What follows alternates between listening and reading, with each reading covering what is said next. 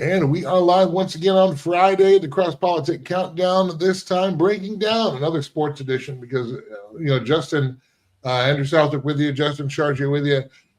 We are having an unheard of, an unprecedented year in Seattle sports where we had the Mariners and their great run 8 outs away from the World Series, and now the Seattle Seahawks knocking at the door of the Super Bowl. Their fourth now trip to the NFC West Championship game, where we will face the great Goliath, the Balrog themselves, the Los Angeles Rams. Sauron's eye is certainly upon him. Saruman has conjured his troops, and now Gandalf and the dwarves, the Shire, the hobbits, that's what they are, the hobbits of the Shire, us, the underdog Seattle Seahawks. Even though we're actually, I think we're 2.5-point favorites, something to that effect, try to vanquish this beast. The Rams have always played the Seahawks hard for years, and even up the past, I just read a stat, just I don't know if you saw this, not just this year. I know that it's been going around that, the Seahawks scored one less point. I think the Rams had 59 points, the Seahawks 58. The Rams had like 838 yards, the Seahawks 837, or 2 points different, something like that. So effectively, these teams are even. But actually, that's true going back a couple of seasons. These two teams are neck and neck in those overall statistics. And so we got a lot to break down today. We're going to give you a full game preview. We'll give you our picks and predictions, and the script for the game. How's it going to go? I have a prediction, and it's a bold take, a bold prediction that I never thought that I would make, and I'm going to make it later in the program. But Justin, good to see you. Let's get right into this. How about this is either a crowning moment or it's really another NFC West kind of trust fall kind of thing. You know what I mean? And hopefully our friends, the Seattle Seahawks, will be there to catch us, because we are. I don't know why we go into these games with such intrepidation, with such nervousness. We talked about that a little bit. Of course, the Rams are here again. Of course, they are. Seahawks, 483 points for 28.4 points a game, compared to 17.2 defensive points allowed. That was number one in the league. The Rams, 30.5 points per game, compared to 20.4 points against. So let's get a confidence check from you, Justin. Are you calm, or are you bracing for impact here?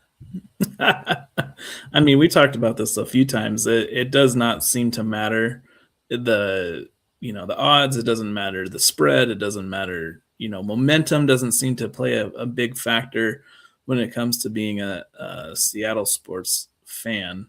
You just brace for the worst and hope for the best.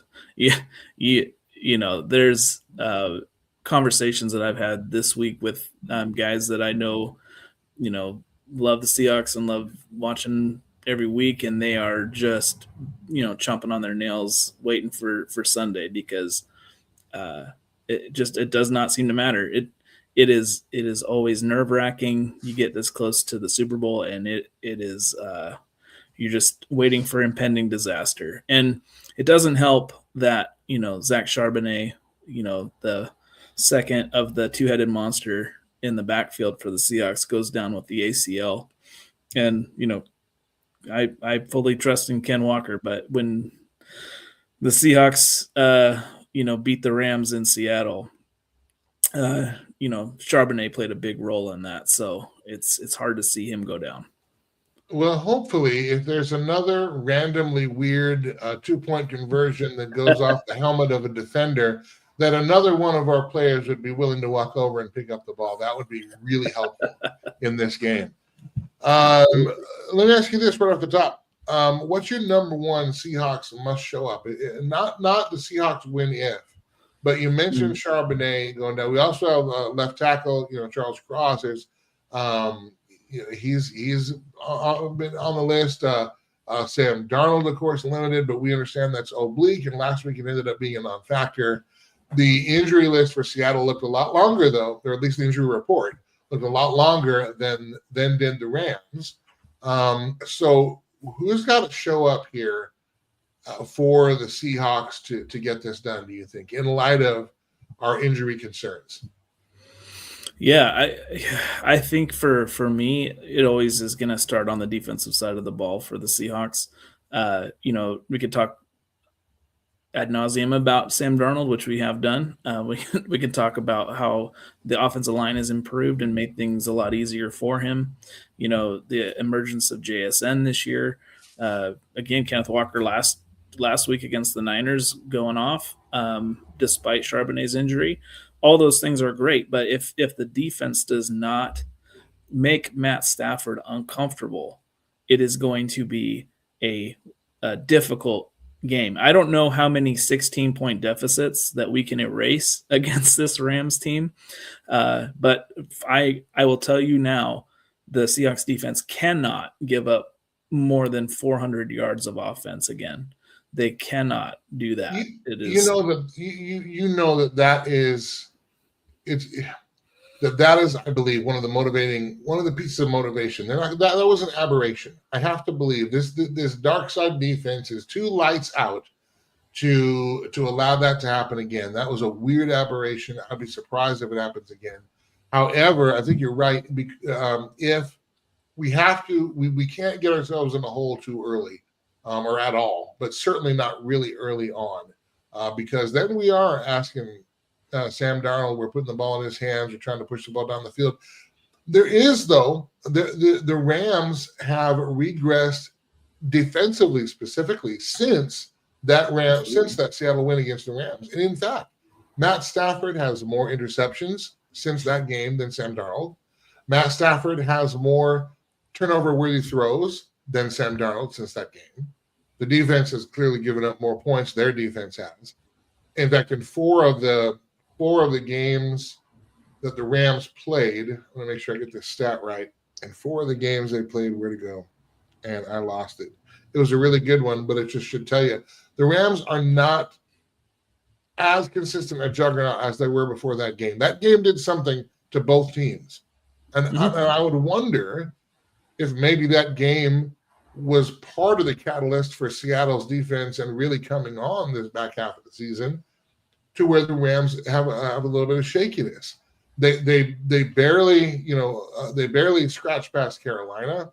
They had to go into overtime against the Bears. You can talk about weather, you can talk about all these things, but this is the truth. And when they lined up against Seattle, we gave them the ball 4 times in game 1. And if not for a coffin corner kick that you see once every 4 seasons when the planets are aligned, we probably win that game. I mean, give us another 5 or 6 yards and Myers makes that kick, and we win that game.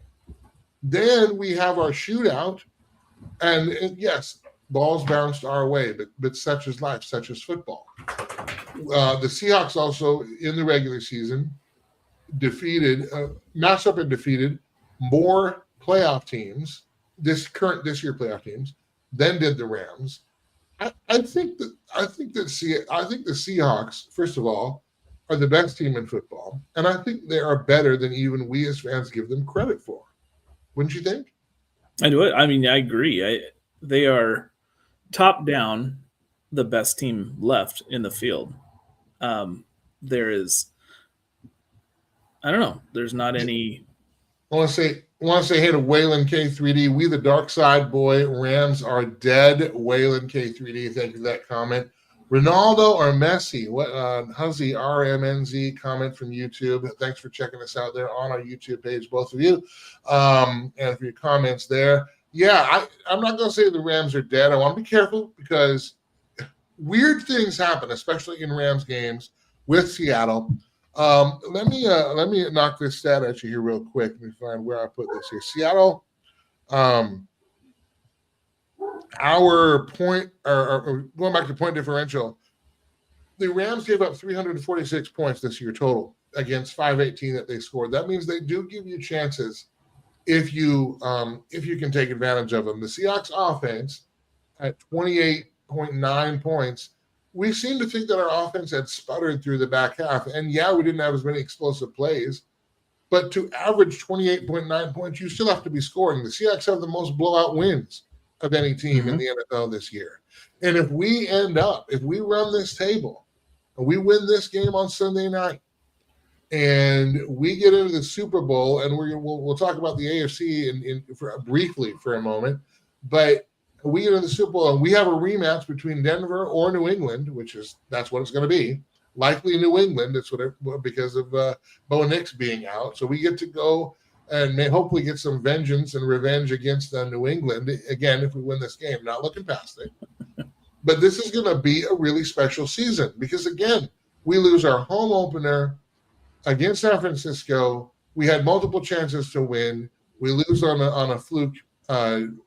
Fumble at the end when we're right in the end zone. Tampa, we were up by 7 with 90 seconds left. It was an incredible defensive collapse toward the end of that game. I was listening to it while driving, and I remember my heart sunk when we lost that game. I couldn't believe it. And then we just talked about the Rams.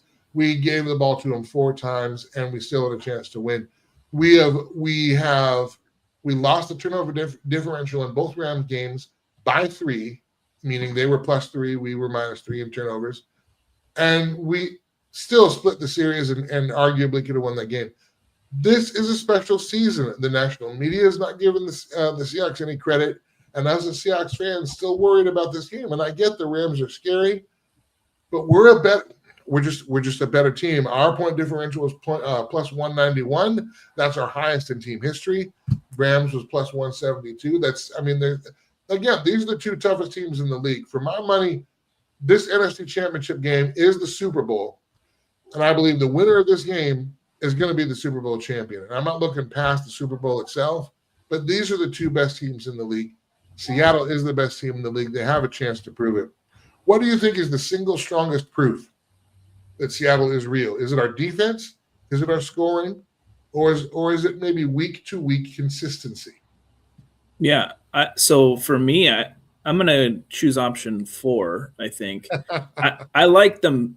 You know what it is to me? It's, you can have guys that run up stats all day. You can have dynamic defenses that hold people in check. But even, there have been seasons where there have been, dynamic and dynastic defenses that do not even sniff a Super Bowl because they just don't have the offensive clout to do anything with it. What I really like about this team and why it seems like such a special season, it's honestly, it's the same kind of thing that you saw with the Mariners this year in baseball.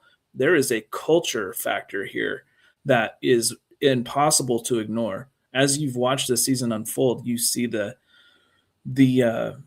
personality of a Mike McDonald start to really trickle through every facet of this team, and you see the way these guys pick each other up. That was the biggest tell for me after the Rams loss. You have Darnold with the 4 picks. You've got, Ernest Jones out there, talking about how they have his back, that he did not let them down. It wasn't Sam Darnold's loss. It was the entire team. And that's the kind of thing that to me speaks louder than the players themselves. Football players, teams, like they talk like this all the time. This is kind of culture speak for professional football, any kind of athletic sports. It's the same thing. These guys talk like this all the time, but you see it just reinforced every time you hear Mike McDonald interviewed. He talks this way, and his guys they talk like Mike McDonald. They also obviously they bring their own flavor to what they do, but I can't understate the kind of impact that he as a first-time head coach has had on this team's culture. From Pete Carroll to this, gone are the me first, whining, crybaby. Those guys were tough. Legion of Boom, tough as nails, but always out for number one, always out for themselves. This team does not feel like that. You've got guys that are genuine superstars in this league, and they do not talk like it. They talk like guys that want, Seattle represented. They want the team elevated, not themselves. And up and down, I see that as the biggest factor why this is a special season. Where do you think the Rams are most vulnerable? Where can the Seahawks take advantage? Is it maybe the secondary? Is there an option to pressure Stafford? No, here's another interesting statistic. Matt Stafford these 2 games in the playoffs so far, he is the lowest rated passer when pressured. And I believe, and this is Pro Football Focus, but I believe their criteria for pressure is when he is under duress. That is when you're sending 5 or more. So, is it, if we can get pressure on Stafford, is that going to be their biggest vulnerability? Is it the defensive secondary that's got a few holes? I'm looking at the injury report here. Let me find, where did that go? Their pass rusher, Byron Young, he's got a knee issue. And McVay said he's being cautious about that. Byron Young led LA with 12 sacks. Even if he is weakened, again, there's a vulnerability. Who's going to win on that line? Where do you think it is for the Rams, their vulnerability? Yeah, I think their biggest vulnerability, it's also sort of their biggest strength, is their secondary, to me. And the reason I say strength is because the way that the Rams, you remember mid-season, people were talking about the Rams as neck and neck with the Seahawks and the Texans as the best defenses in football. And the reason why the Rams could even be in that conversation is because they are opportunistic as all get out. They take the ball away at such a high clip. I remember that was the huge conversation in game 1 between these two teams, was just the plus turnover differential for the Rams was astronomical, and the Seahawks were a negative, and it only got worse that game. But that to me was, the reason why the Rams could claim to have such an elevated defense was just because they were ball hawks. But you look at the secondary against even a team like the Carolina Panthers, who could barely cobble together an 11-man offense. Moving the ball with some regularity there, that with Bryce Young at quarterback, that is shocking. And then Caleb Williams did the same thing to him. And if it wasn't, again, for a couple of turnovers, a couple of picks, we're maybe talking about a Seahawks-Bears NFC Championship game, not Seahawks-Rams. So to me, I think their secondary is pretty suspect. They live and die on a pass rush. You mentioned the 12 sacks. That is, dangerous. That's a little scary, obviously. But if you can get the ball out quick, get some of that play action going because you've got a run game that's effective, you can pick on that secondary. And we've got the weapons to do it. What kind of game are you expecting? Are you expecting a chess match or a fist fight in this one? Oh, man. Tacticians, right? So you got McVay, the offensive mastermind. You've got McDonald, the defensive wizard. There is something about this that is going to be some 4D chess going on. I feel like, it's the first 2 games of the season were entirely different. One was a low-scoring affair that was won by a field goal, or a field goal's margin. Missed field goal by the Seahawks. The second one is a shootout in overtime where both teams scored over 30 points. So it's really hard to say what kind of game we're in for. Both of these guys play by the logic of, the game will sort of unfold as it will, right? The game declares itself. That's a big Mike McDonaldism. So you're just looking to see kind of what unfolds. But these guys are tacticians, and I expect there to be some 4D chess. But at the same time, these guys do not like each other. These teams do not like the guys that are standing across the line of scrimmage from them. So I do expect some chippiness, probably some physicality, and it's going to be a knockdown, drag out.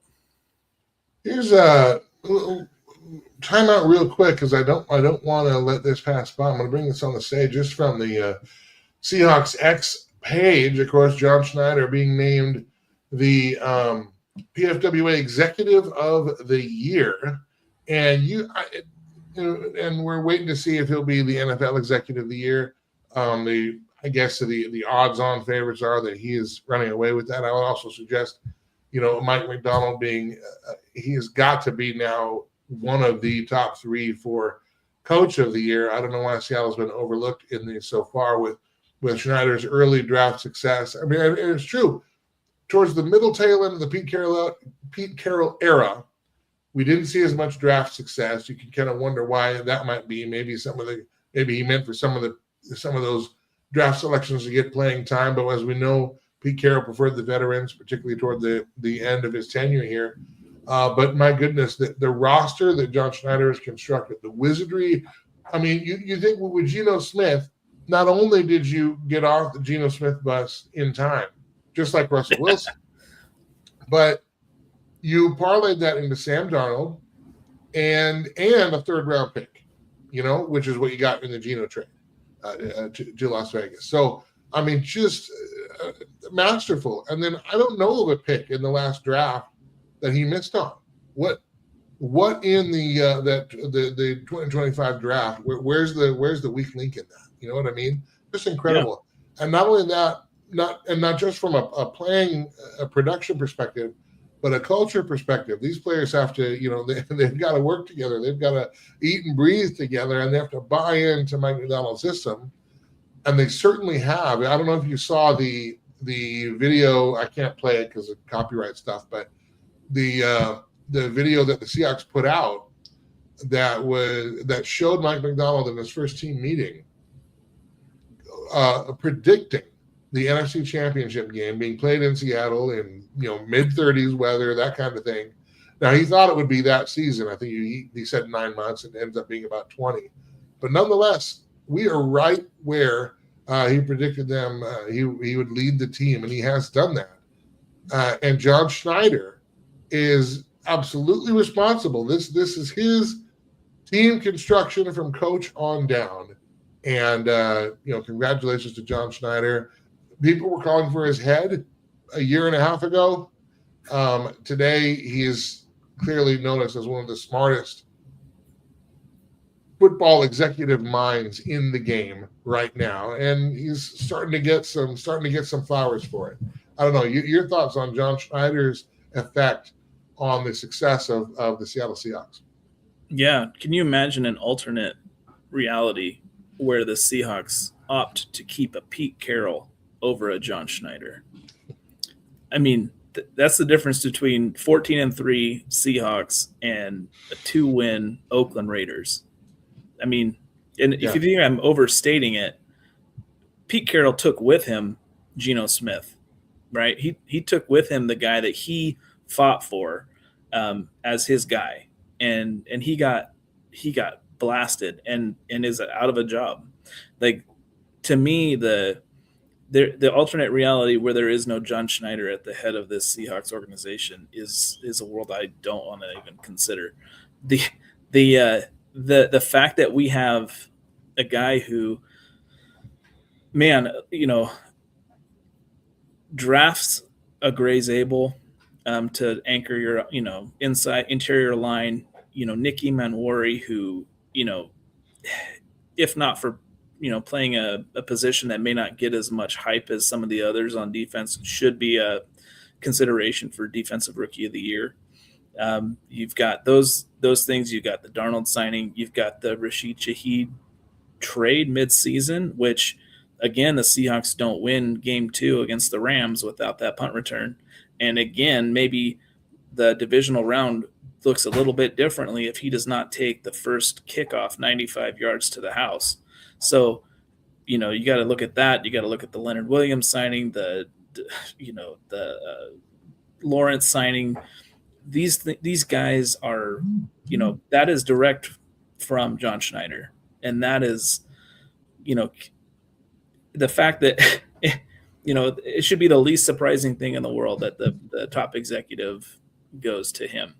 The bigger shock to me will be if McDonald somehow loses Coach of the Year to a Mike Vrabel or a Kyle Shanahan, heaven forbid. I can't imagine it, but that was the conversation. Shanahan's a fantastic coach, and I have to give flowers to Sean McVay as well, as much as I cannot stand the Rams or really any other of our close competition that keeps being a thorn in our side for Seattle. But they are incredible coaches. They really the Kyle Shanahan, Sean McVay tree has dictated the NFL now for a number of years. Everybody's responding to them. The reason why Mike McDonald was hired was because, or one of the reasons why, was that John Schneider rightly rightly understood that Mike Macdonald knew how to go up against the Shanahan-McVay style offense. And he saw that in Baltimore, wanted to bring it here. And it's certainly paying dividends. We'll see if it pays the greatest dividend in just a matter of hours here this weekend. Question. Actually, let me do this. We got a few minutes left. I want to give you five keys to this game that I think need to occur for the Seahawks to win. And you can tell me if I'm right or wrong or if I'm missing one. All right. Number one, I do think that the Seahawks need to start fast. I think they need to establish and force the Rams to play from behind. Whether that means special teams plus a scripted offense or something like that to get it together. Obviously, I don't think anybody's going in there saying, okay, our first play, Rashid Shaheed is going to run back another touchdown. That's our first play of the game, all right? After that, it's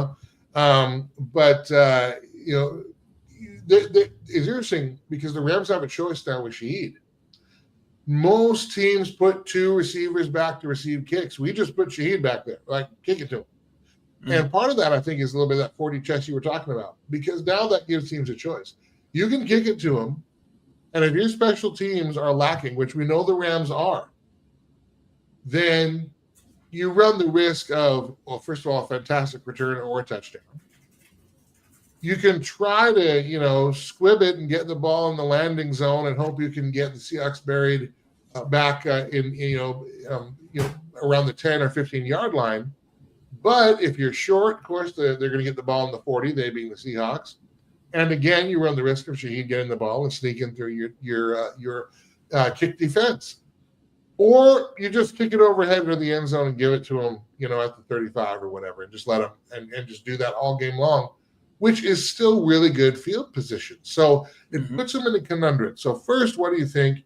Do you think starting fast is a key for a Seahawks victory? I absolutely. Again, I don't like the idea of playing from behind.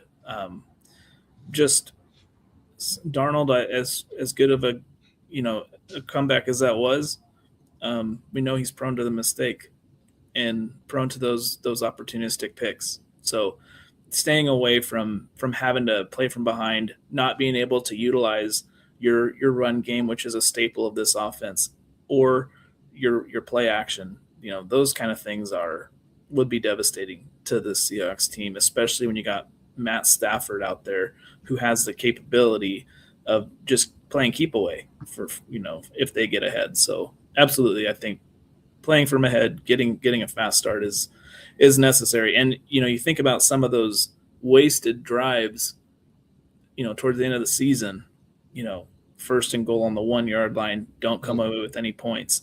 Cannot do that again. Cannot turn the ball over. Can't stall out in the red zone.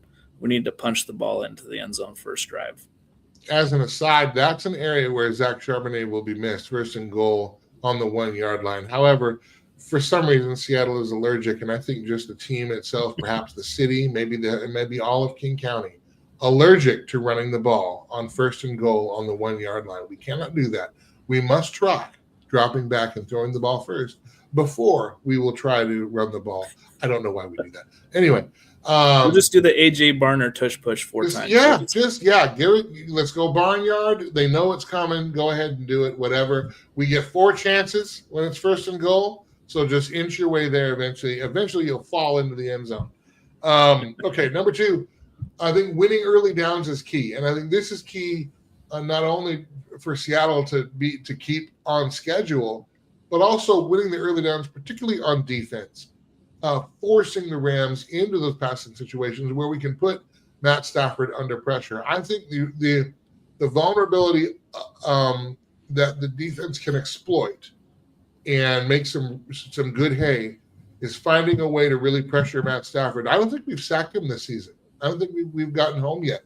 I hope that I hope we can pressure with 4. I mentioned the PFF stat that had pressures of 5 or more, and Stafford's the worst quarterback. But here's the thing. He's the worst rated quarterback with pressure.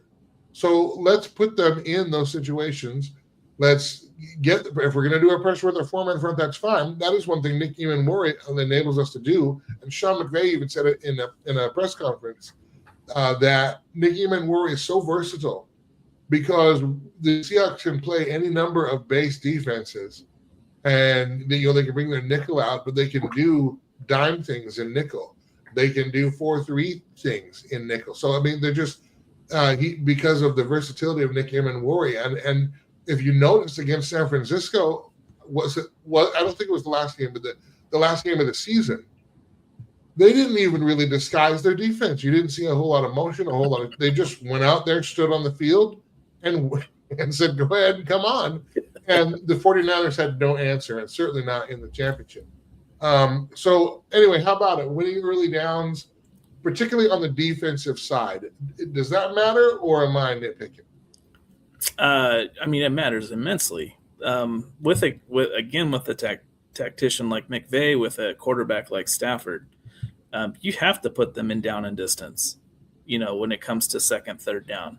If they're getting chunk yardage on first down with a 3 or 4 yard run, and they're getting second and manageable, third and short, the one Achilles heel for this defense seemingly has been covering tight ends.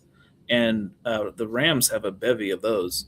And there is, if you get them in short yardage, I don't like trying to cover 5 guys that all have the opportunity of catching the football versus you get them third and long, and you see Stafford kind of, become, throwing up prayers to Puka Nacua to try and get those first down yardage. So, yeah, and I think that's a strong tenet of football all the time, but especially when you've got the kind of offensive mind that McVay brings and the kind of arm that Stafford has.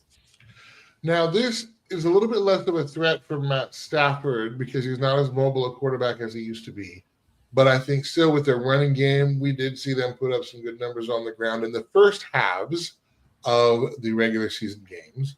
But protecting the edge contained, that's been a little bit of an issue for our defense, and it's been tough for our offense to get our rushers out to the edge, even though we've been doing well between the tackles, and we'll likely see some of that on Sunday.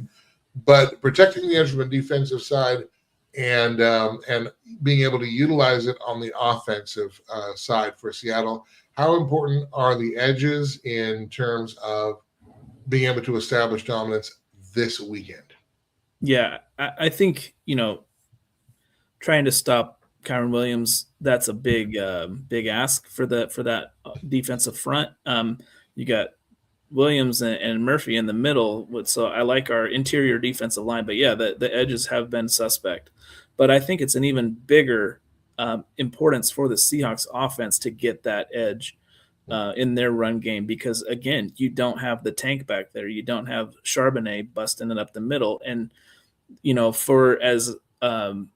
Kenneth Walker deserves all the credit in the world for how he played last week against the Niners and some of his late game heroics in some of these other games. But the one criticism that can be said about him is he just does not hit the hole particularly hard unless he's got that full head of steam.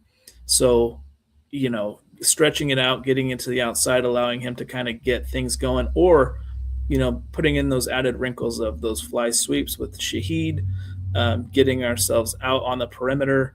But again, you don't really trust the Rams' perimeter defense to be able to tackle well in space or different things. So, yeah, I think our offense stretching things out and getting some of that big yardage on screens, sweeps, whatever.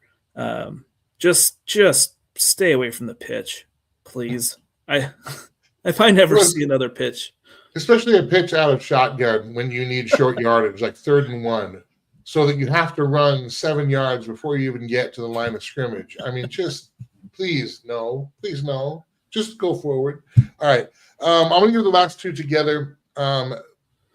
Tackling in space, which the Seahawks have been excelling in as of late, and also limiting or even eliminating free explosives. Puka Nacua, in the game where we won, had more than 200 yards and 2 touchdowns. I mean, that just would anybody like to guard him? We already know that tight ends are a little bit of a blind spot for the dark side. Let's be honest. we've given up some yards to tight ends. And in fact, when the 49 game one against the 49ers, game one of the season where we lost, that was the 49ers second string tight end Tongas catching the touchdown over Tariq Woolen, who misplayed the ball and went for the pick. I'm not criticizing Tariq Woolen. I'm just saying that's what happened. So tight ends are an issue. Middle of the field can be a little bit of an issue. We can't give up those explosives, but that's going to come down to tackling. Beginning of the season and first half of the season, our tackling wasn't that great. It's been fantastic over these past 6 or 7 games. But tackling in space, making them earn every yard, and then limiting or eliminating the explosives so that their drives have to take a long time if they're going to be able to put together extended drives at all. What say you on those two? Yeah, to me, it's sort of one and the same. Puka Nacua as a receiver, the best thing that he brings to the Rams offense is his physicality, his ability to break tackles and the ability to kind of get out in space and then just take off. In the game against the Seahawks, he was able to get loose in coverage and make those big plays, a couple of really big chunk plays there on offense that got the Rams that lead. So definitely it is sort of, a package deal. If there has to be some tight coverage to stop him. And don't forget, this week the Rams do have Devontae Adams when they did not have him in that overtime win by the Seahawks. So there's that added wrinkle there too, where, he hasn't quite looked the same since he came back from injury, but he is still a definite presence for the Rams. So, Witherspoon, Reek Woolen, those guys, they're going to have their hands full. But I will say, I think the Seahawks benefit absolutely from having a much healthier defensive backfield than they've had in the last month. Kobe Bryant should be back playing full speed. Julian Love, those guys haven't been available much, over the second half of the season. And so having those two guys back who are really strong tacklers and Reek Woolen, let's not forget, people were talking about mid-season, let's trade this guy. He's kind of turned into a bust after he kind of, blew up on the scene in his rookie season. Nobody's talking about trading him now. Everyone's talking about how do we extend this guy, because he has turned into a monster defensive back. He has come into the potential that we thought was there, particularly his rookie year as well, which was a good season. He has come back from the kind of mid-regression and that's got to be coaching. That's got to be McDonald and his team working that. But, hats off to there.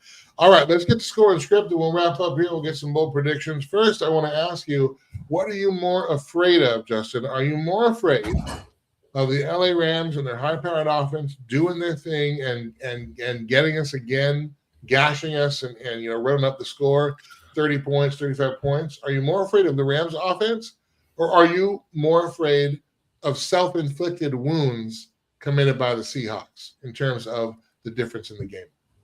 Yeah, for me, I would say I do. For whatever reason, the Rams have Sam Darnold's number when it comes to picks and turnovers and sacks. You go back again last season, we're going to have to keep bringing it up. When he's a Vikings quarterback, the Rams defense just absolutely assaulted him during that game. And Darnold ultimately lost the Vikings that game.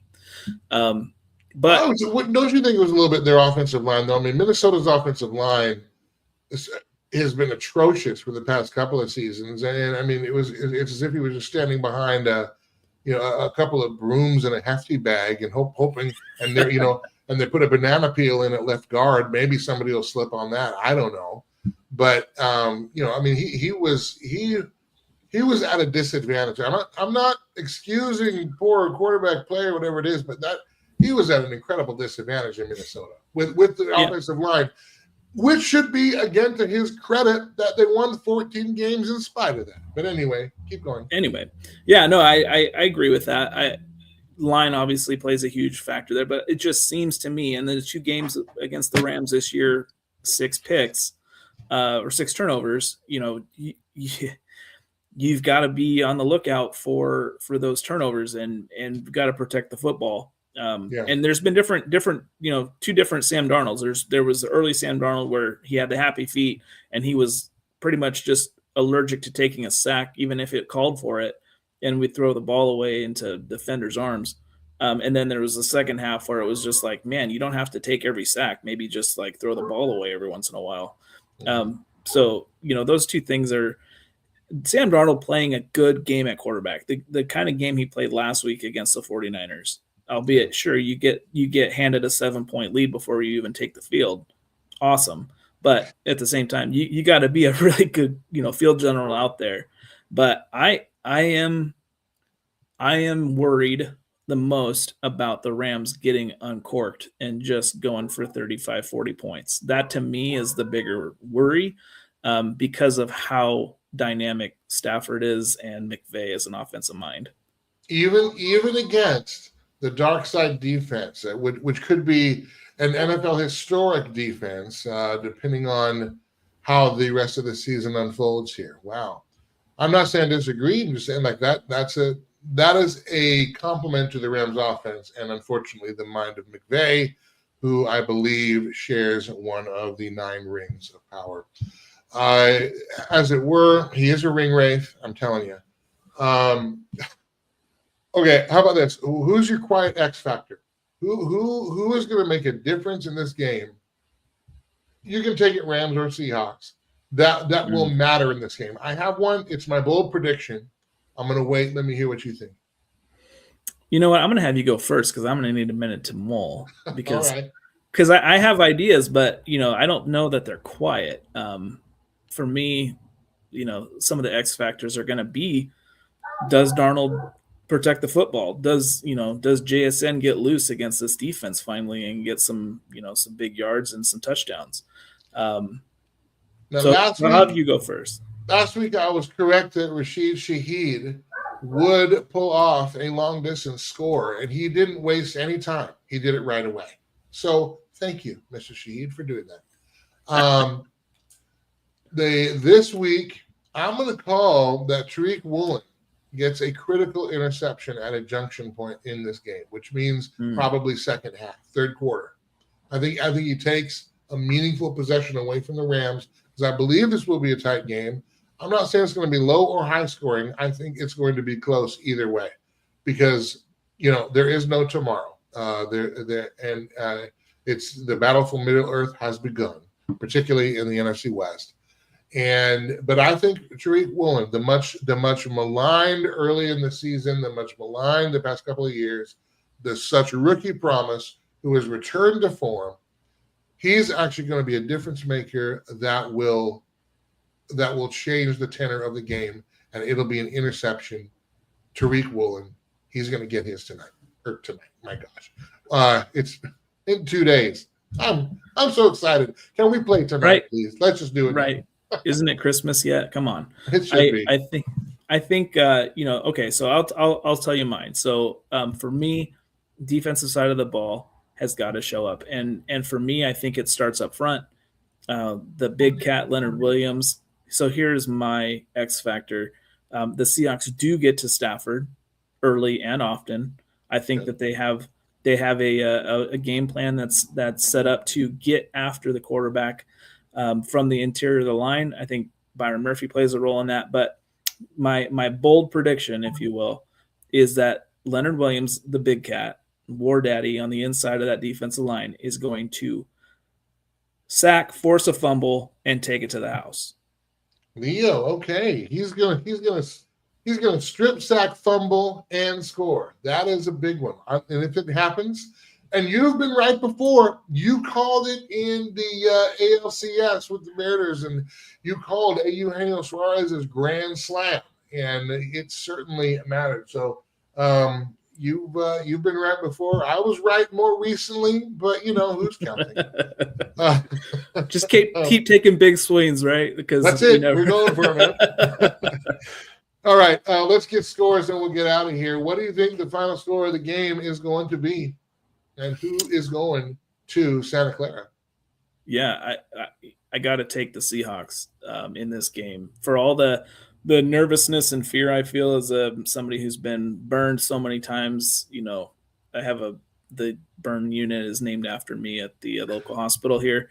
But I would say I think the Seahawks do take it down, and I think they will win 27-24. So I'm going to split the difference kind of point total wise between the first two matchups. I think the Seahawks are going to take it down.